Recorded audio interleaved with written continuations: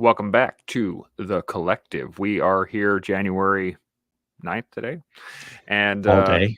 all day long. We are going to be talking about some interesting stuff today. We're not going to dive too much into it, except for the fact that I want to, again, welcome Mr. Sean Taylor. Thank you very much for Thanks for jumping having in. me, pal. Hey, man, it's almost like we do this together Every day. every day. So we have another little tidbit from the interwebs, from questions and thoughts and so on and so forth that we've talked about. We also have the cat you can see joining us at the moment as well, down low.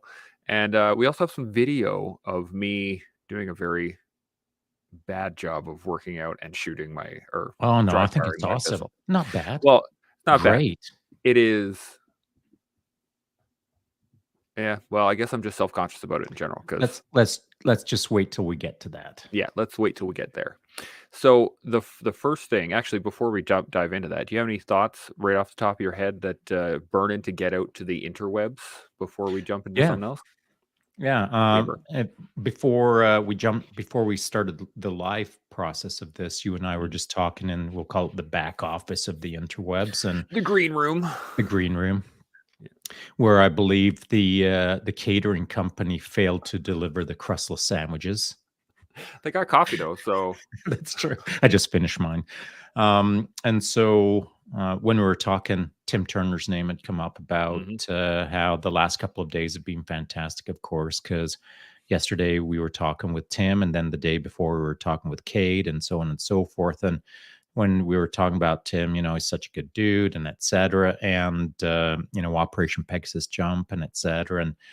And I'd said, hey, one of the great things about the last couple of days talking with cool, like Fonzie people is just hanging out with cool people and having not like super intense chats where we're trying to solve all of the world's problems.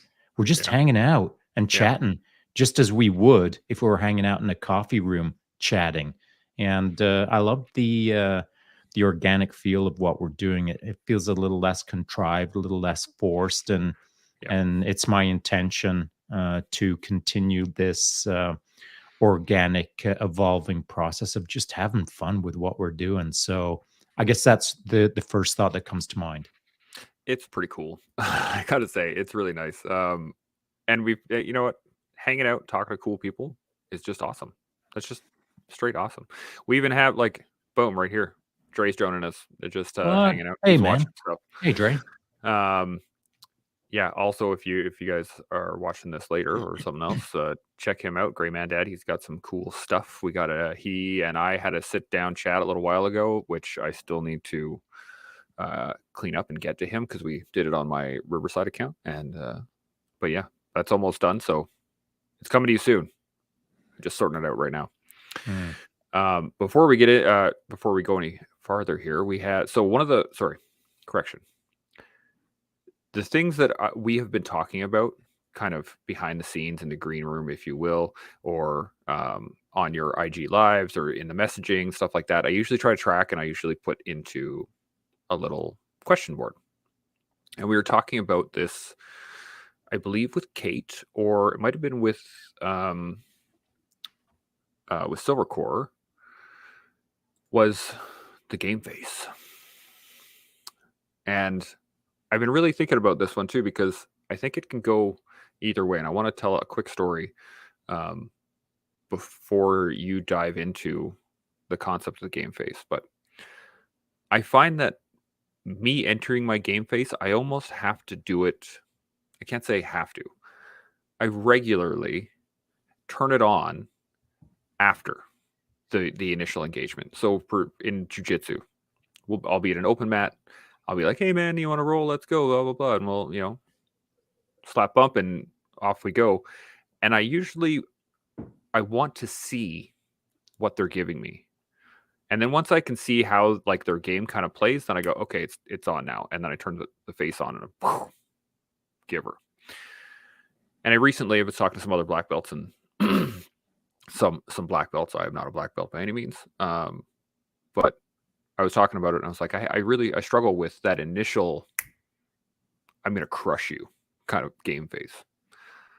Do you have any struggles with that, or is it much more of a light switch on off on off? None. No struggles for me. And so what I'd like I to figured. do is maybe well, you might be surprised by the answer though. Okay. My game face is my normal face, and so my Mm, game face looks like this.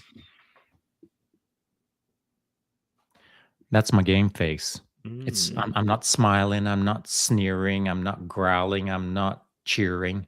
This is it. mhm, It's neutral. And mm, so it's observant neutral. It's not full bird of prey falcon gaze because I try to that's the one thing that I try to keep out of my poker face. But mm, my poker face is a neutral aspect because to me a poker face means you're not going to get a read on me. You're going to have to start interpreting mm, what I'm doing. So when I go to tap bump on the mats, this is what you're tapping and bumping.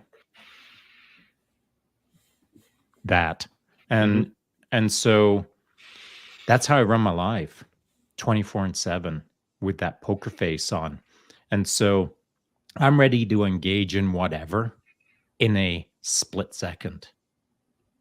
So where my poker face shifts is when I decide to shift it. mm, And so that will depend on who's in front of me and what kind of messaging I want to relay, or it might depend on the the circumstance or the event that's unfolding in front of me. Like now there's a meteor, a flaming meteor heading towards me and it's going to hit me in 3 seconds. I won't have a poker face on. I'll shift my face to whatever is appropriate in the moment. Like oh my goodness. so, my poker face is my natural position, my natural instinct, my natural way I move through the world. And so, no matter what's happening in front of me, I'm always engaged in a neutral poker face moment. It's the Mm, thing in front of me that I choose to adjust my poker face off. And so if I'm if you're a noob on the mats day one, and this I'm using BJJ as the example because that's what you brought up. mhm. And my poker face is this, that's gonna freak a day oneer out. Oh, yeah. And so my poker face will do this, Yeah. and I'll ease them into it a little bit. But a week, 2 weeks, 3 weeks later, this is what they're facing. I'm back to my poker face because they can handle it at that point. Yeah. Does that make sense? Yeah, makes perfect sense, and it's actually I use it, whenever we have brand newbies come into the studio and they're like, "Alright, I wanna try out jujitsu." If you see a 6'6", 220 dude coming at you and be all like, "Let's roll." They're not coming back, right? But I usually have a big smile on my face, and I'm like, "Alright, let's, see what you got, and let's give her. Go for it. It's on you. Like, let's." Yeah, but your poker face, what so you did this. And it's kind of funny because we could talk about it all day long. When you Yeah. described yourself as this, Most but you're most people not. see me But I'm it not that guy. that's Yeah, that's how you described yourself in your head though. good point. Yeah. I But you're not that. No. That's what you're telling yourself you are. And Mhm. so, you in your head you're saying that, but to me, I don't see that at all. No. Well, that's not who I am.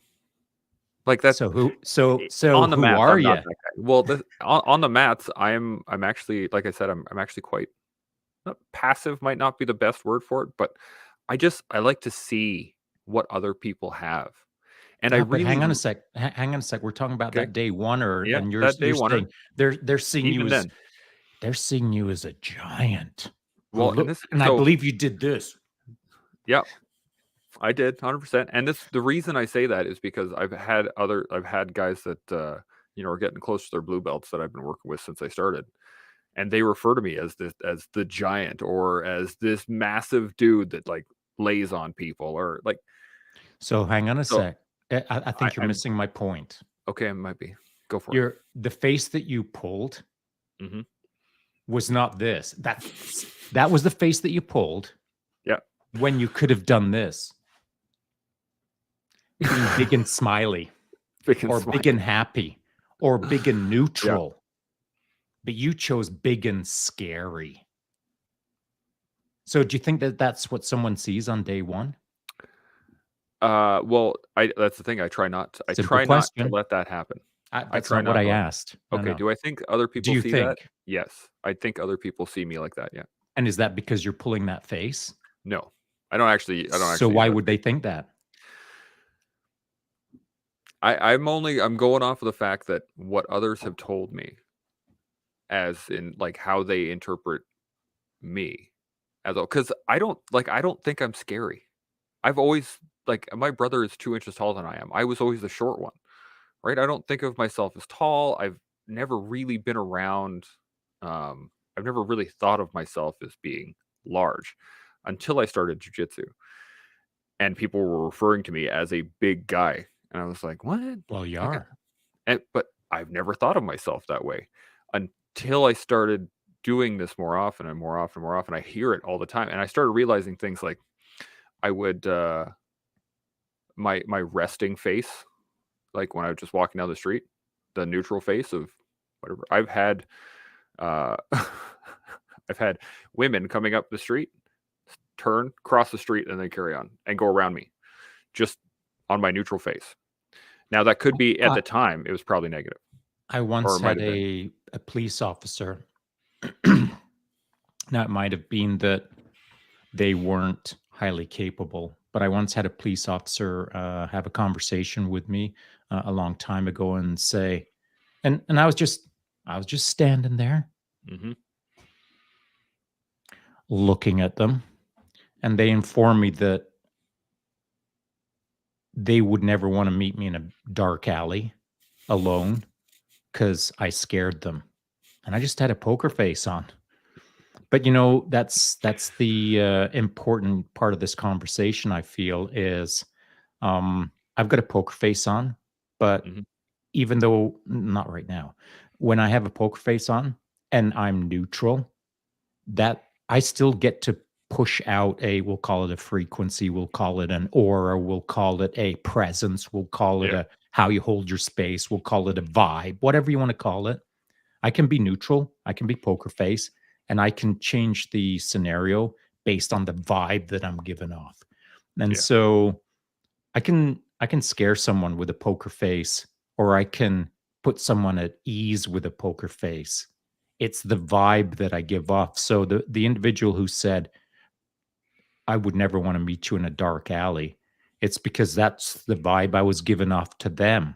Hmm. And so, you know, I'm trying to talk at a deeper level now than when you tap bump and you keep a poker face and that one day noob and has to interpret who you are in that moment.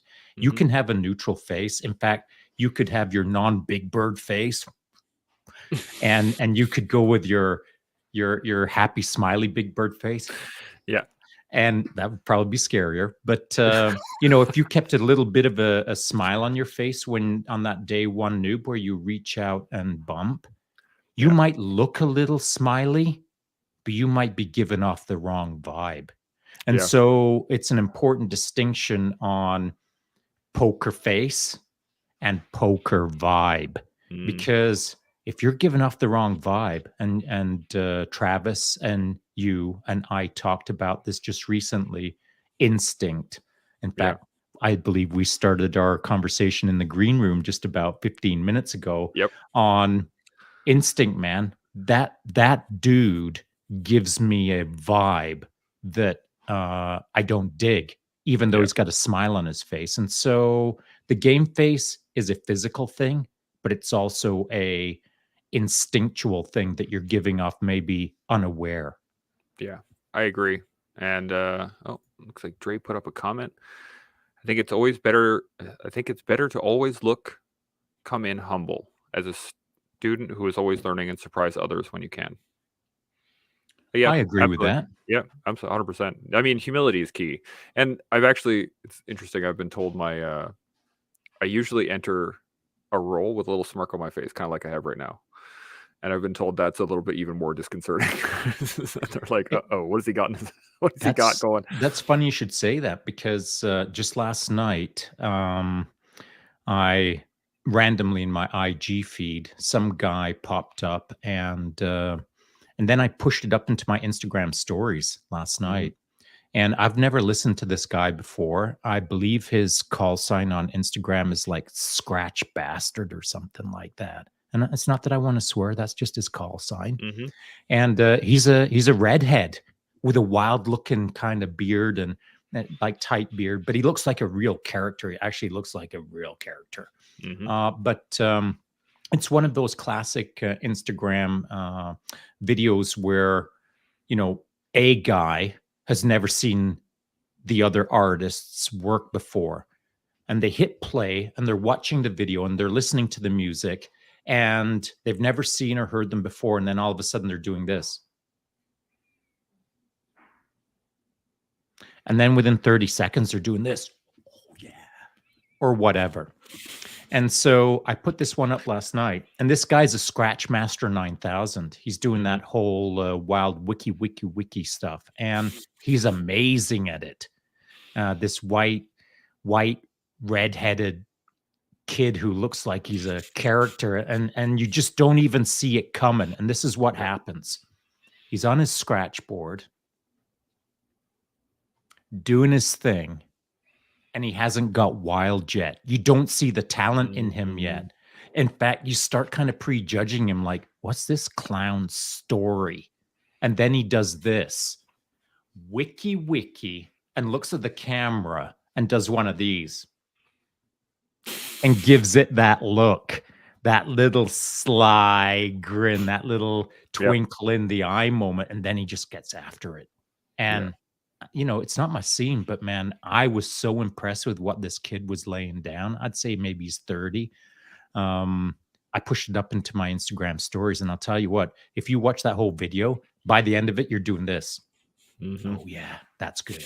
You're nodding your head because the kid's rad. I mean, Yep. he's got mad skills with the Z, and again, not my scene, but it's that moment where he does that, and it's going to go down. Yeah, it's fun, oh, let's see here. I just got a message back from Taylor here. See if Cool. you see if he wants to jump in for a little Well, bit. Chance is managing the back office stuff. I will say this: that do me a favor and hit my Instagram stories last night and check out that video because that kid is super talented. And again, it's that little knowing smirk of that little. I know what's about to go down, and you don't, and you already think I ain't gonna drop it, but I'm about to drop it because he knows what's up. None of Yeah. us know until we see him knowing, and then it happens. Yeah. It's, you know what? I'll share it on the Oh IG yeah, yeah, pull it up. right now. So let's That'd be see if amazing. I can pull it up. Boom. Let's see here. So here's a question while I do that. Mm. What's the difference between the game face and the mask? That's they could be one and the same, or they could be very different. Mhm. So what's break it down for us? Yeah, so I think that the mask is when you're giving nothing, Mm. where I'm never ever gonna let you know what's going on behind the mask. Mhm. But the game face, I think, is more interactive. Now, this is just my opinion. Whatever. Everyone can use their own words or their own definitions of what's this and that. But to me, a game face is where you get to see something, and I'm going to let you see what I'm going to see. But with Yep. the mask, you get to see nothing. Yeah. Does that make sense? Yep. Yeah, the mask for me was always it was the shield, Correct. right? And that was if things were going bad or I was in a really bad mood, it was just turn it all off and then you'd get nothing. 100%. Yeah. Like a dead face. Yeah. Yeah, that was my wife always she says now, she's all like, "You got your mask on." And I'd be like, "What?" It's like, "Yeah, you got it on right now." I'm like, "Oh. Oh." And then I can tap into it, because there are times where I'll just turn it on without even thinking about it, or I'll. Well, you're not turning it on. Yes, I'm turning everything else off, I guess is what it is. You're turning off your awareness. Yeah. Yeah. But Okay. good on your wife for doing that. Oh man, she's been my rock star for so long. For so long. Dude, I can't believe she puts up with your nonsense. Neither can I. I've been like it's been blowing my mind for quite a while. Okay. So here we go. We got the video. Oh, I yeah, that'd be wonder great. if I can get the audio on it actually. Oh, the audio is mandatory. Yeah, let's see if it'll run. There we go. Turn the audio on. Can you hear that? Yeah, it's good, man. Good. There we go. There was a little smirk. That's it.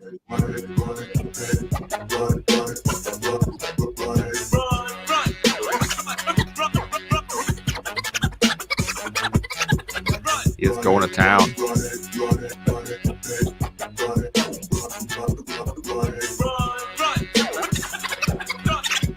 I'm liking it.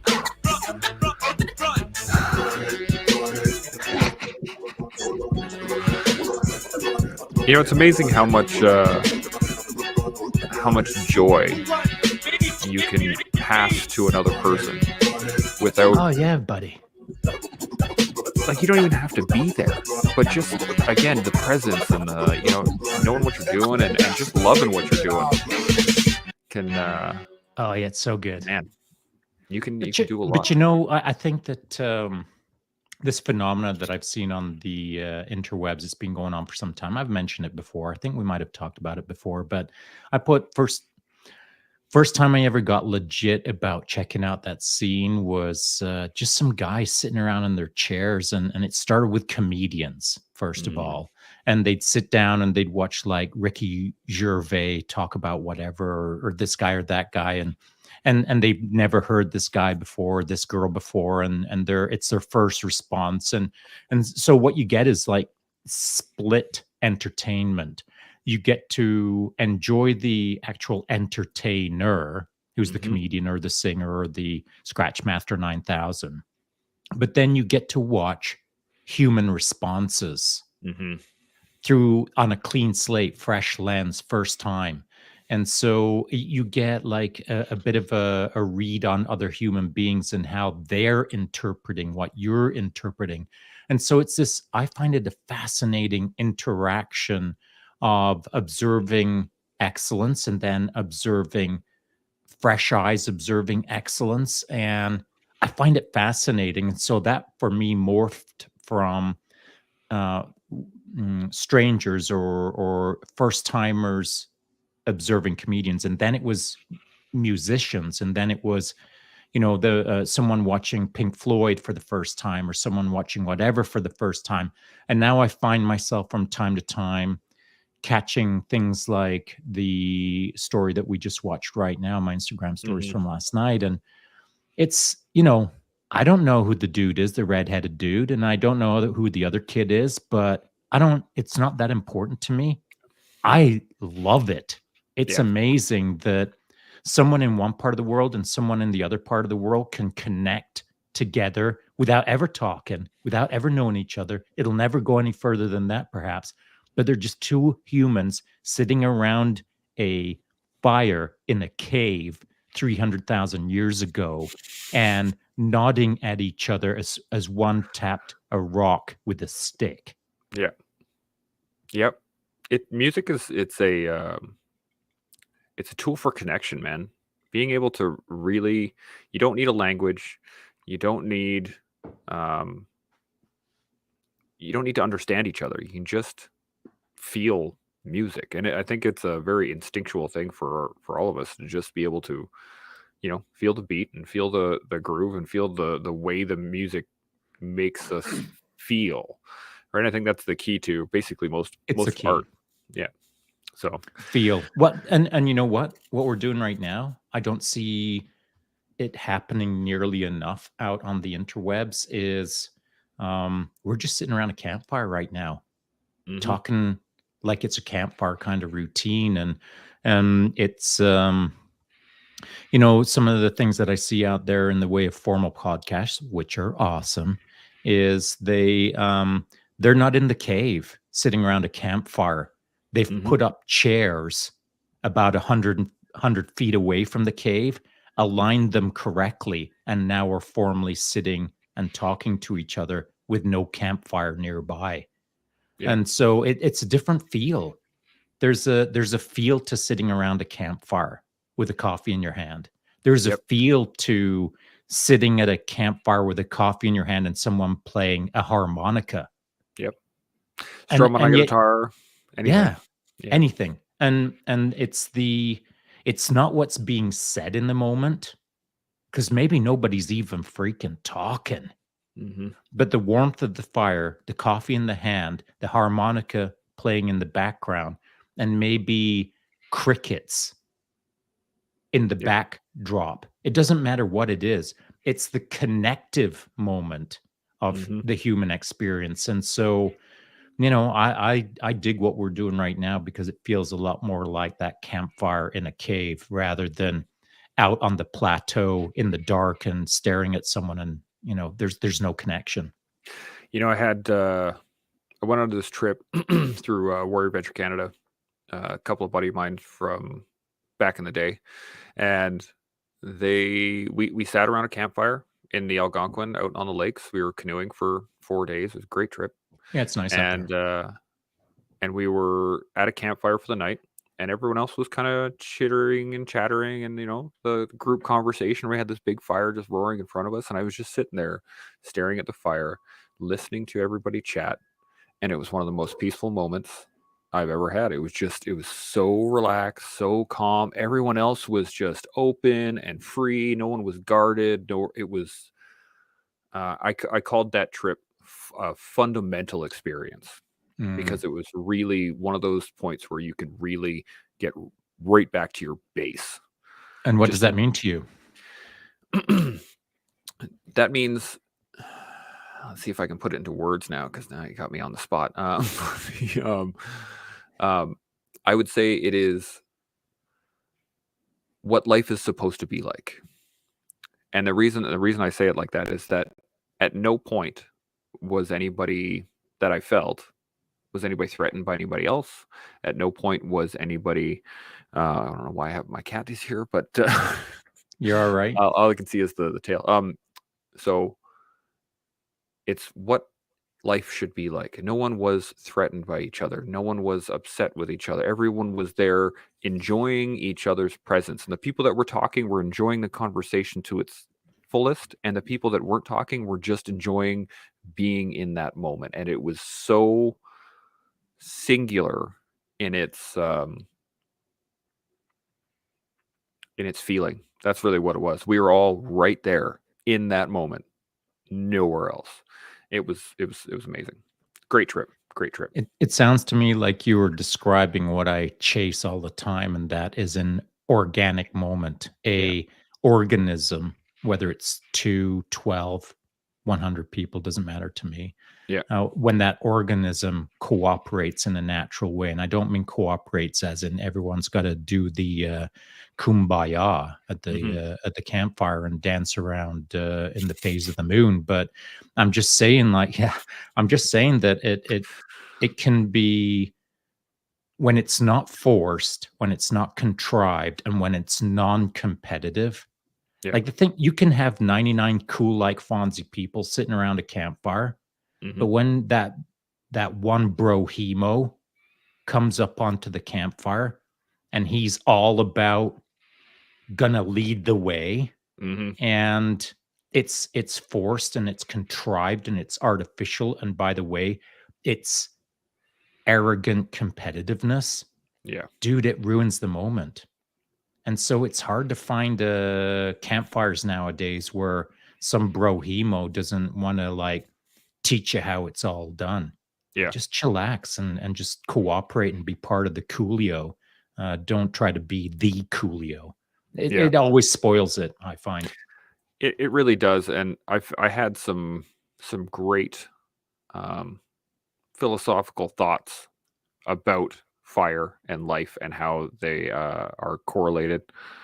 Um, and just the fact that, just like in life, if you feed a fire with good fuel, it will thrive. It will burn. It'll burn really well, or it'll burn for a long time, or it'll burn for whatever. Seriously, Tempest, jeez. Blah. Just like shedding in my face as it's happening. And yeah, I sat there on my phone and I was just like taking notes and being like, "Ooh, these are great thoughts," and and I did an entire podcast on the fire and just how it was awesome when I came back.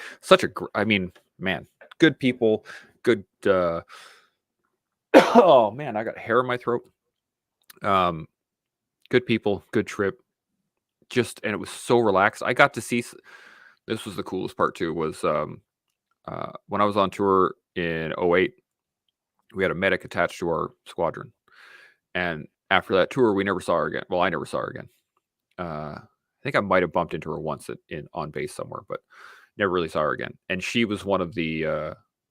She was like the camp medical person, so I got to sit and chat with her for 4 days. It was awesome. It was a great time. But yeah, if anybody wants to go on a trip, or Adventure Canada, check them out because they're awesome. They really are. I have a thought on. I didn't listen to your. I don't know if it was a podcast or what it was that you were talking. Was it a podcast you were talking about the fire? Yep. Yep. Okay. Yeah, I didn't. I don't think I heard that. Maybe you should put a link up to it within this or whatever. I don't know. Whatever you want to do. But I'm gonna do it right now. I don't think I heard that. But as you were explaining that, a thought did come to mind, and I want to challenge you with it because I want to hear your ideas behind it. So you'd said that campfire your thoughts and how using clean fuel is the way to go, and that's the best kind of fire, and et cetera. That's correct. That's what you said, right? Yeah, well, I was saying that a fire will burn the fire will burn based on the fuel you put into it. Right. And so presumably you were searching for clean fuel, yeah? Yeah, yeah. I mean, in the perfect world, you're not going and finding swamp logs. No, exactly. And that was one of the points I brought up was if you Oh, I'm take a sure. log that has a lot of water in it or whatever, it will be smoky and it won't burn well and that kind of stuff. Whereas Of if you find course. like a pure piece of maple and you throw it in there, then like Of it'll course. yeah, that's the So, yeah. Using that as the analogy, their metaphorical moment, you're talking about fuel sources. You want to burn clean fuel, not swampy fuel, and et cetera, because that's the way you like to run a good fire. Yeah. Now I'm going to build off of that. So, all right, you want to find the best fuel, Mm-hmm. and it's nighttime, and you walk out here out into the darkness, and you pick up that clean fuel and you put it on the fire, and then 3 hours later, all the fuel that surrounds you in your campfire, you've burned it all. Mm. And now you've got to leave the light of the fire and step out into the darkness to go find some more clean fuel. And now you're 300 feet away from the campfire Mm-hmm. over a crest. And your crest doesn't allow you to see the glow of the campfire anymore. But you're still looking for clean fuel because you burned it all around your radius. Yep. And so now how far are you going to walk to find clean fuel in the dark to burn a clean campfire? Or are you only going to, now you're out in the dark and you're like, oh, I've been away from the heat of the fire for a while. It's scary out here in the dark. I'm just going to grab a swamp log and hustle back to the campfire and burn that. Do you see what I'm saying? Yep. And so how true do you want to stay to the excellence of clean fuel in a campfire when you're out there in the dark and it's cold? And I think that becomes a real interesting topic. That is an interesting topic, actually. Let me put this up so people can see it if they want to take a look at it. Boom, boom. So here was the fire within. Okay, that's cool. Yeah, this was early season 2. I'm not exactly sure of the time. This is the actual fire that I was looking at. I took a picture of it right in the moment, and I was Nice. like, yeah. but that was the one I did. I'll put the link in the show notes for this if anybody wants to look at it. Cool. And then uh, I just lost my train of thought. Your thoughts on clean fuel, Mm. stepping away from the campfire into the dark and cold and continuing on the righteous path of the best fuel that you can find. I I think think that's that what you were going to say. that's what I was going to say. Was the the real challenge with that is understanding when you have time to get the right fuel. I can't say time. When you have the availability of the right fuel, and when you have the availability of the best fuel available possible, if that makes sense, right? Because it would be, I would love to fill my vehicle up with premium gasoline all the time, but that's not a um, maybe that's not a very good corollary. Let me rethink. I'm gonna have to It come up. isn't. I gotta have to think about it a little bit more Just stick to the because that's campfire. okay. Just So stick to that concept.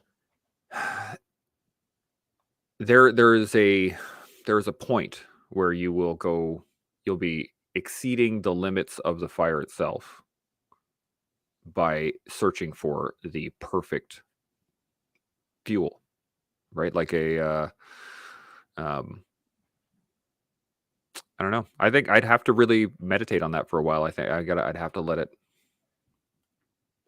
Well, I'll spool around for a continue bit. while you're But yeah, meditating you go then. ahead. Yeah. I would say this, that, you know, one aspect to consider is how far do you want to explore until you've explored too far in the cold and dark, and Mm, now your fire's gonna die out. yeah. So that's an interesting subject that I could talk about all day. Another aspect would be, hey, what if you're not the only one at the fire? What if the fire in the cave has your family and your kids hanging around it? Mhm. And you've now gone half an hour, 45 minutes, 4.5 hours away to try to find clean fuel instead of using swamp logs, which smokes out the cave. Mhm. So, how far do you go out at the risk of the fire burning out while the rest of the cave dwellers are relying on you to bring back any kind of fuel? Yeah. And so these are things that, you can use metaphorically to consider on how far you should extend yourself into the dark and cold to find what you need as an individual versus how far to do it if you have a team that's counting on you to do it. And so there's compromises that have to be made once you burn all of that perfect fuel around the radius of the campfire. Now, are you seeking perfection or are you seeking compromise? And Mhm. why are you having to make those decisions based on just yourself and on a team? These are interesting considerations, I believe. Mhm. Yeah, I completely agree, and I think that's where my brain was going in that direction was the fact that there's only,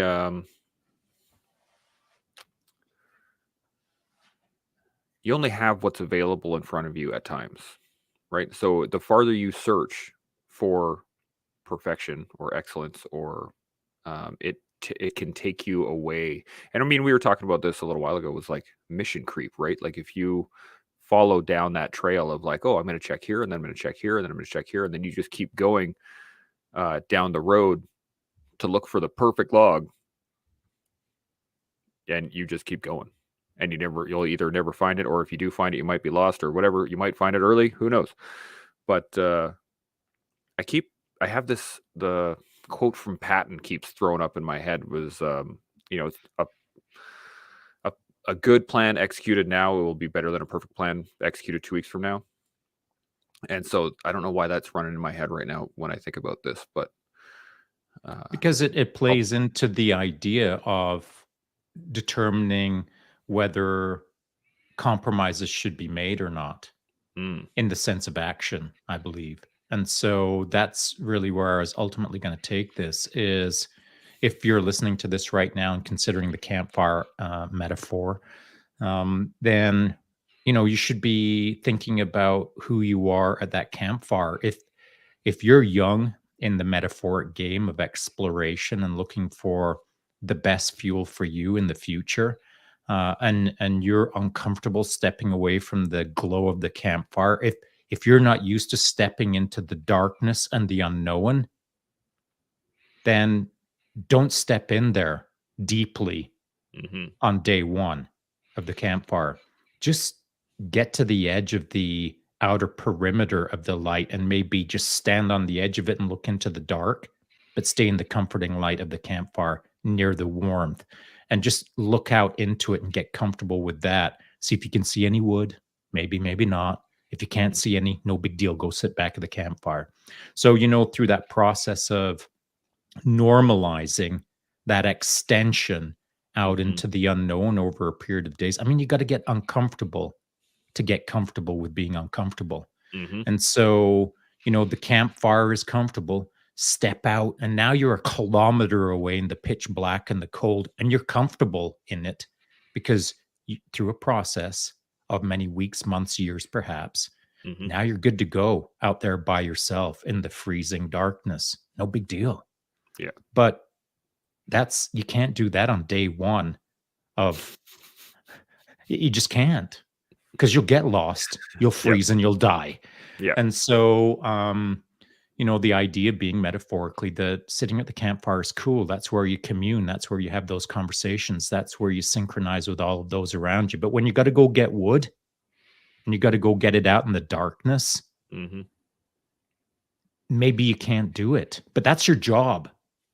That's what you've been tasked with, is, go get wood. Yeah. And so now what? You don't wanna go do it because 'cause you're scared. You gotta go do it because you gotta. Look at someone at the campfire and say, "Hey, can you be my fire team partner?" in caveman language. Mhm. And now there's 2 of you walking out there into the darkness, and it's that comforting feel of another human being with you who's walking side by side with you, and there's way less fear in that. Mhm. There's also the opportunity to bring light. That was one of the things I Oh, that's nice. I like that. is that, if I can't carry a torch and carry a full armload worth of wood back to a campfire, but if you have somebody else Dude, with you're you. employee of the day. Yeah. That's Nice. straight up that was straight up solid. Well, I mentioned it in the podcast I did was the fact that the best thing about campfires, and when somebody has, let's say your internal fire is bright, someone like yourself, you have a very bright fire, right? You attract people to you because they're like, wow, like people are wandering around in the darkness right now Don't going get like, I don't burned. know.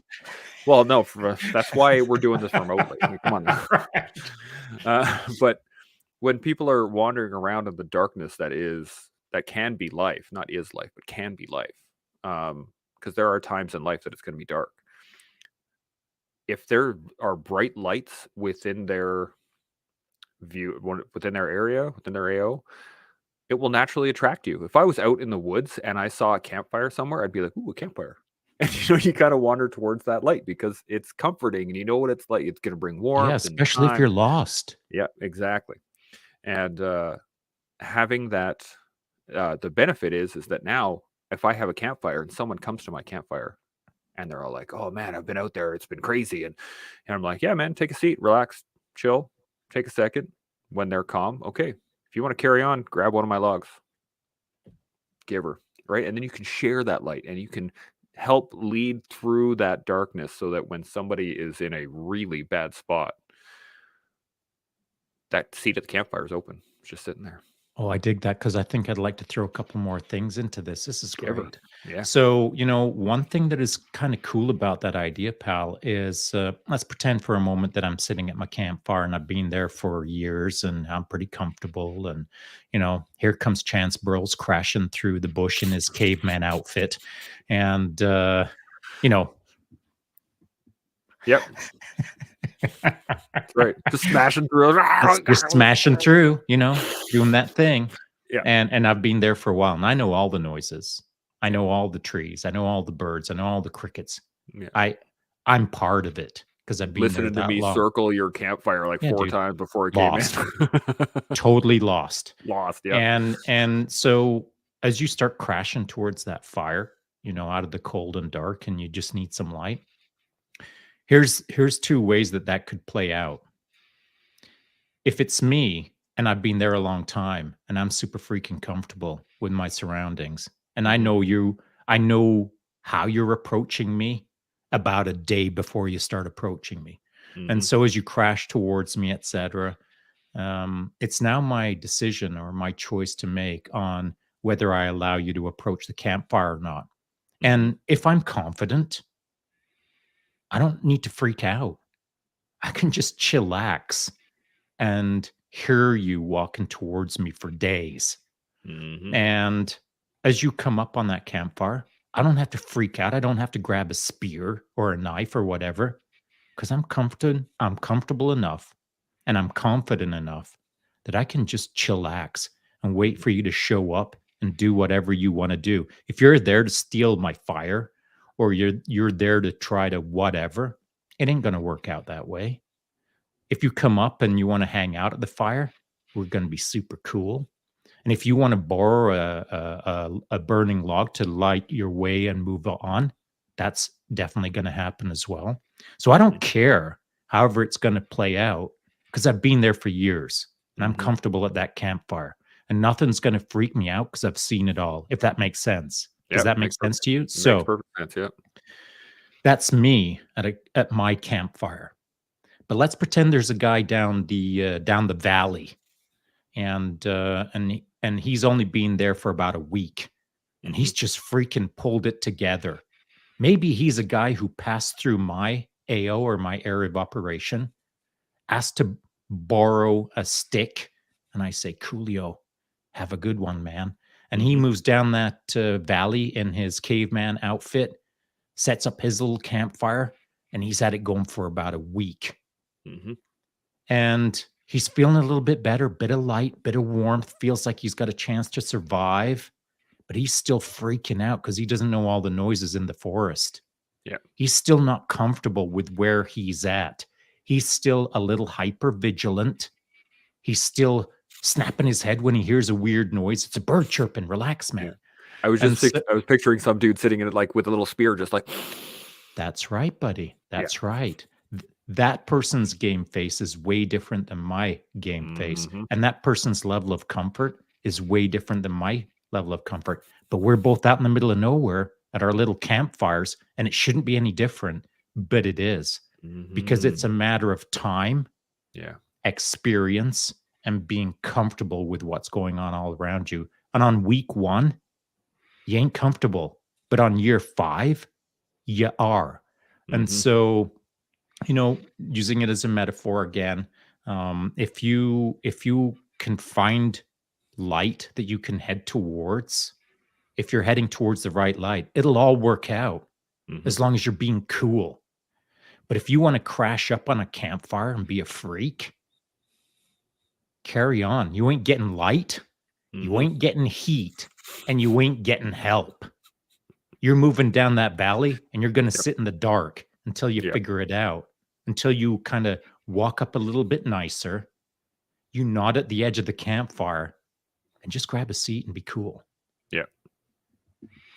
Yeah, that's a great point, man, and, the fire is such a great corollary too because it will die at one point, right? That happens. Sometimes it rains and you lose your fire.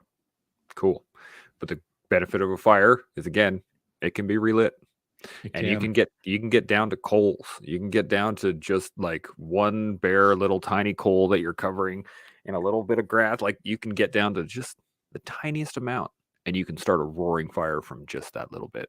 It just has to be nursed and it has to be, given again the right fuel at the right time. Because if you just throw a log on a coal, it's out, done, right? for sure. You need that little bit of a little bit of grass, and then a little bit of kindling, and then a little bit more, and then you got to build a fire. That And was one of the and points that I really loved about it. and by the way, continuing on with the fire metaphor, I hope people enjoy these kind of things. Who knows? But I know I do. I know I do. So whatever, let's Yeah. carry on. If no one ever listens to this, I don't want to say I don't care, but I'm not fussed about it because I'm learning things and I just Mhm. enjoy good chat. So using the metaphor again with the fire, let's pretend that okay, now all the embers are dead. and your fire is absolutely stone cold dead. No Mhm. warmth, no light, no opportunity to rebuild it again. It's dead. Well, now what? No big deal, because you get to start another fire. And here's how you get to do it. You get to either restart the fire based on experience Mhm. of all the other fires that went out over the years prior. You get to learn how to start your fire again eventually through failures and experience. Or you get to apply the rule of, man, my fire went out. Now what? Mhm. Oh, there's that guy up the valley who's always got his fire going. Yep. And last time I passed through, I was a jerk, but now I need a fire. And I think I'm cooler now. I know a cooler way to walk up on that guy and ask for some fire. Yep. So those are the decisions you get to make. You either get to keep failing and learn how to start your fire a whole bunch of times until it becomes a non-factor, where literally you don't even have to pay attention to the fire anymore because you know you're good to go. You'll start a fire tomorrow because Yep. you've learned how to do that. Or you go ask for help. And both work well. And by Yep. the way, both are mandatory. 100%. I was actually, as you were talking, it reminded me of another story, but it really, when your fire is dead, stone cold dead, there's no more fire. Depending on how many times that has happened to you, will usually determine your reaction, Oh, right? yeah.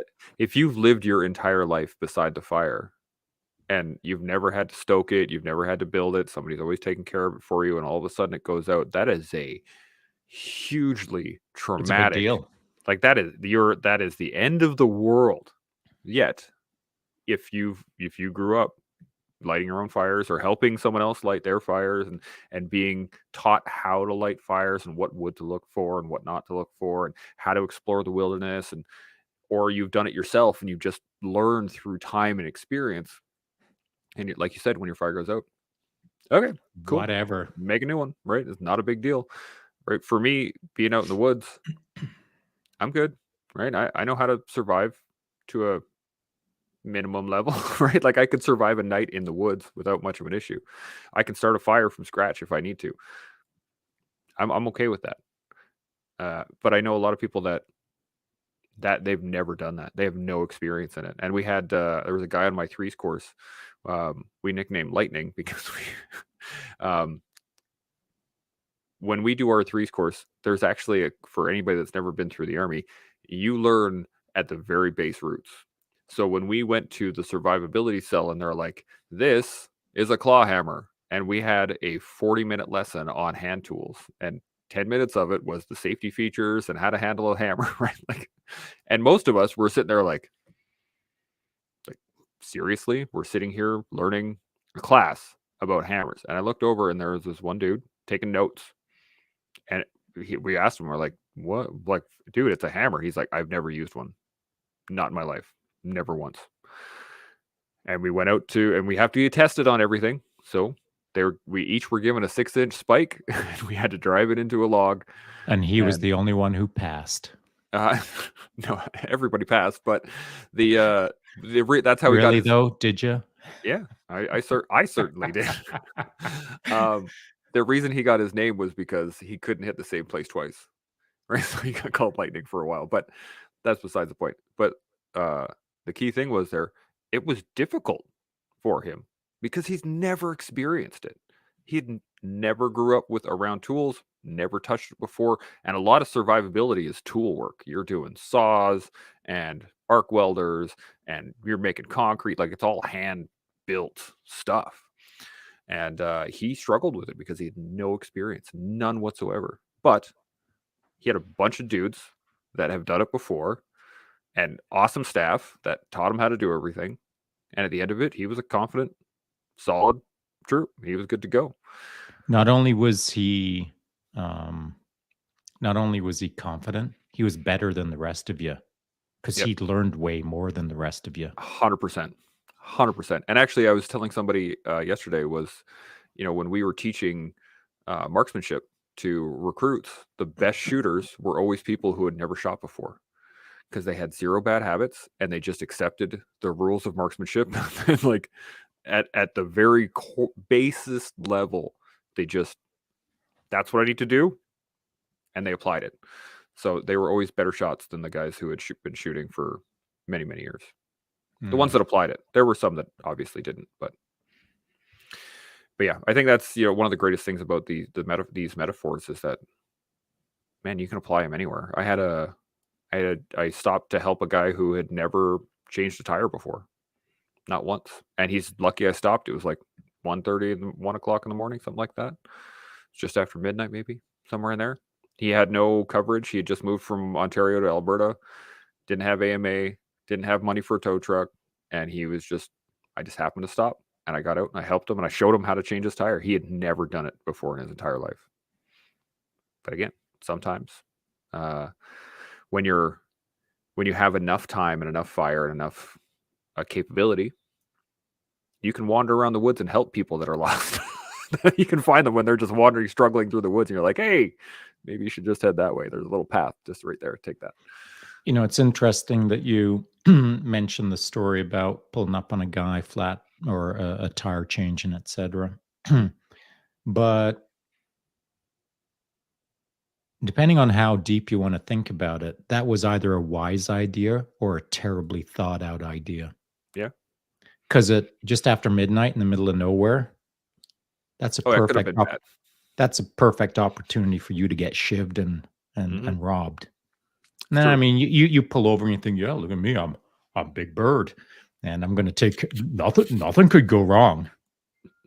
So mindset or pre-thinking through potential problems. I'm sure you did all of the usual risk reward analysis, Yep. etc., and gamified your choices and applied appropriate actions and etc.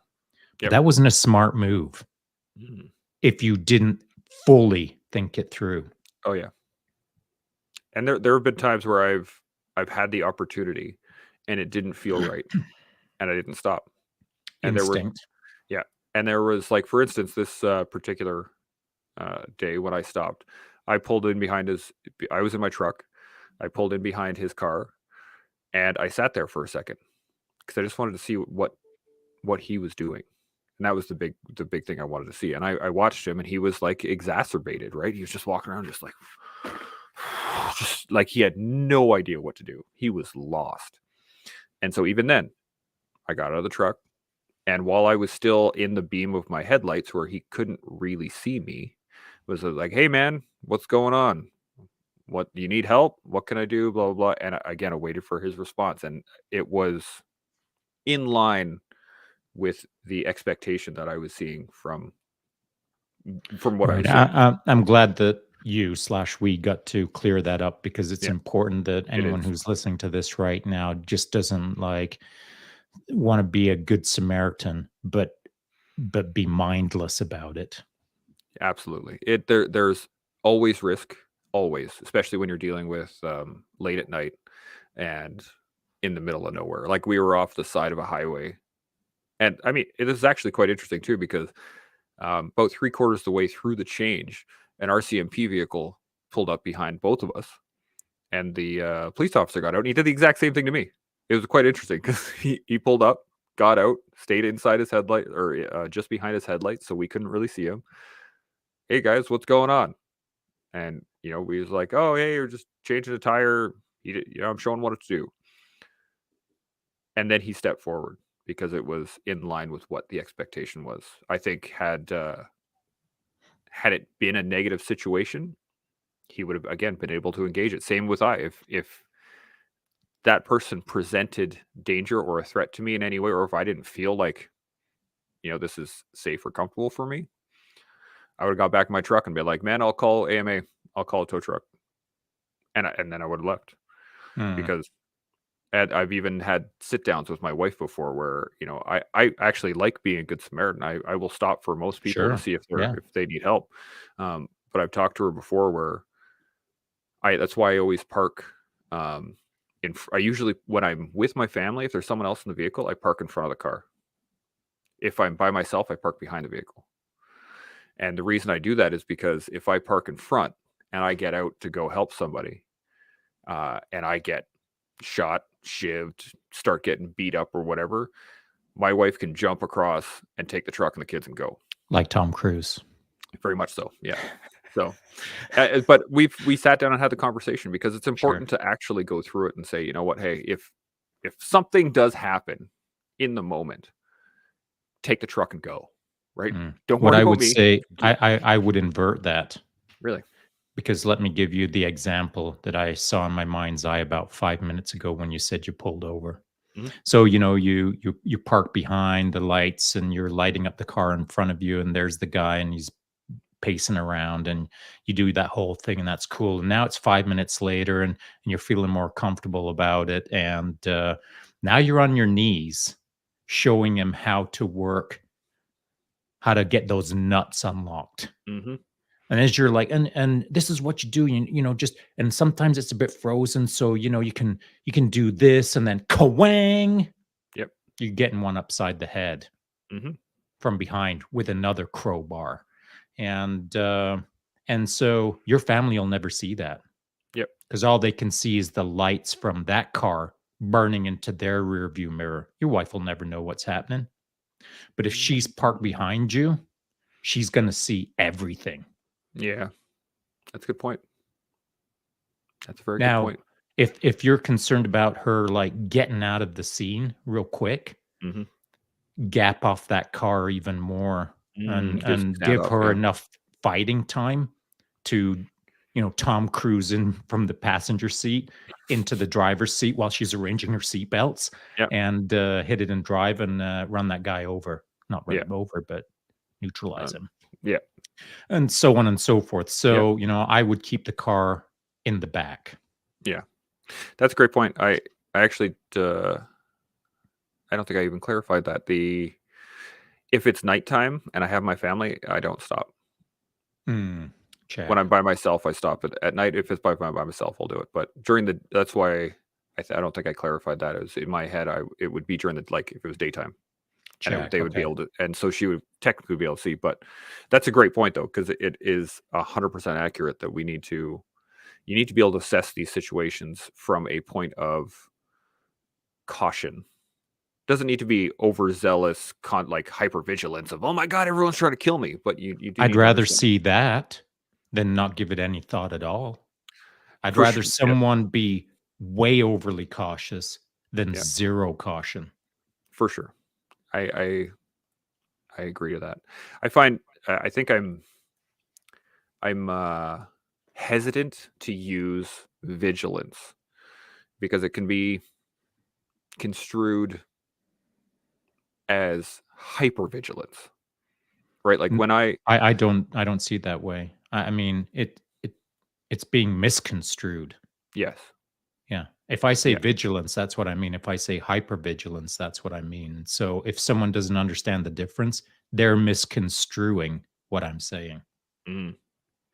That that's where I have, I guess, maybe a hesitance to use the term because I've experienced, uh, confusion on that Mm, word where I say, "Oh, yeah, you just need to be vigilant." They're like, "Well, I don't wanna look for enemies all at all turns." And I'm like, "Well, that's not what vigilance is." It's just correct.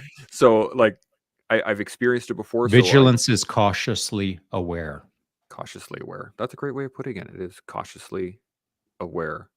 Um, it's kinda funny because I used to do that a lot when I first got back from overseas, was I would just always stare at the ground, Yeah, and I'd be everyone, looking I for mean, you look for everybody does it, IEDs, right? you're looking for, Yeah, yeah, exactly.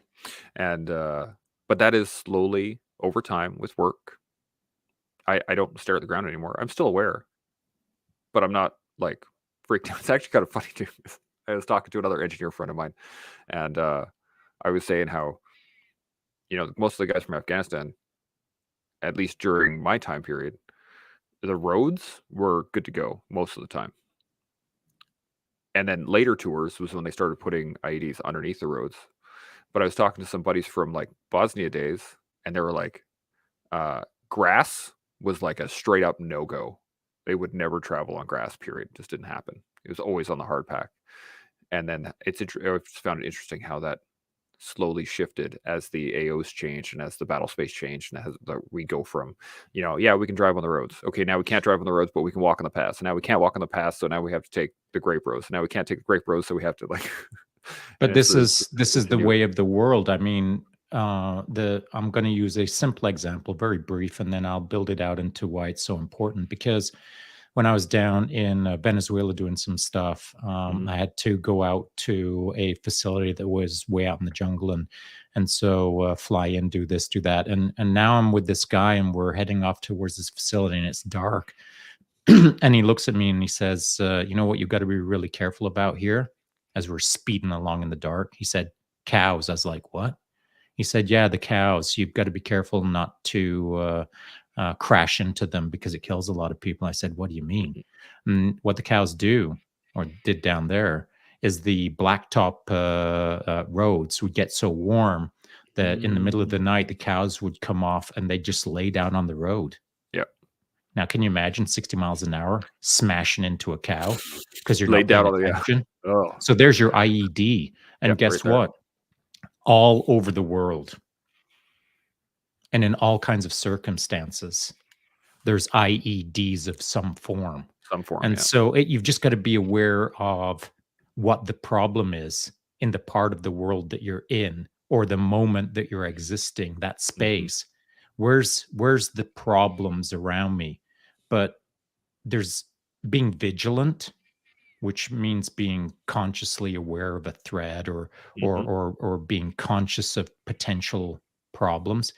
Vigilance, driving down a highway, being cognizant of maybe a cow showing up is way different than white knuckling a steering wheel, believing that you're going to crash into a cow any second. Yep. They're two different things. Yeah. And whether it's cows or bombs or flaming meteors, it doesn't Mhm. matter what it is.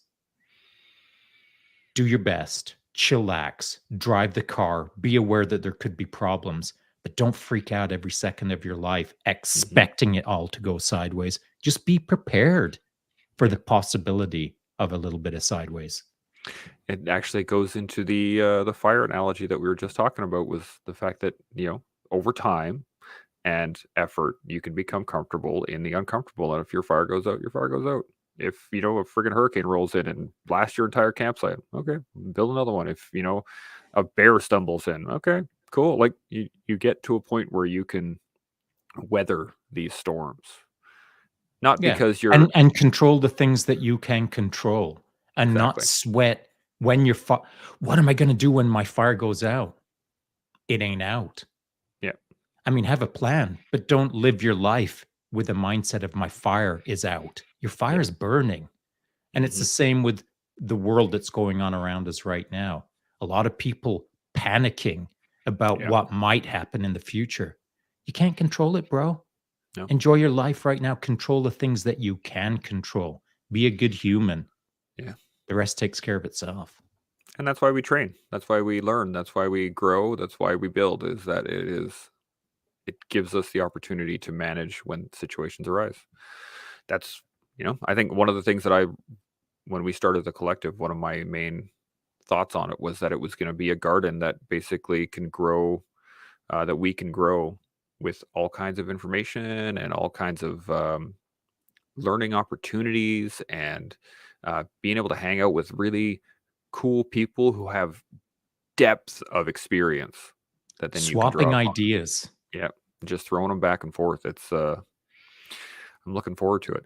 Well, we've been rolling for just a little bit over an hour, That's right. and done pretty good. We talked about the game face and the mask and the fires within, and oh, that was a great chat. Love the metaphors. Any final thoughts before we shut her down? No, no, no. Once again, thanks for bringing the heat. Bringing the fire. See what I did with that? I'm here all day. He's got it. All right. Well, if there's nothing else, then I think we're groovy. I think we can shut her down for the night. I got a couple people interested Oh, jumping yeah, in that's what I was just tomorrow. gonna say. Perfect. Before we Yeah. bounce, just wanted to give a shout out to anyone who is listening to this right now, because I don't pay attention to these things, or will see this later tonight. You want to join us at the coffee shop and be cool like Fonzie? Hit Chance up. Hey. Yo. All right, everybody. Thanks for watching. We'll be back tomorrow with some more awesome information. Oh, also, if you have any questions or thoughts or anything that you want us to talk about or engage, by all means, shoot me a message. Leave them in the comments on the video here or website, email, all that good stuff. I'll put it in the The show collective notes. IG, which will Yeah. also be in this video as a Yeah. link. Oh my goodness. Bang. Yeah. Good man, Dre. Yeah. We'll have him on here very shortly as well. It'll be awesome. All right, well, everybody, we'll talk to you tomorrow. Chimo. Chimo.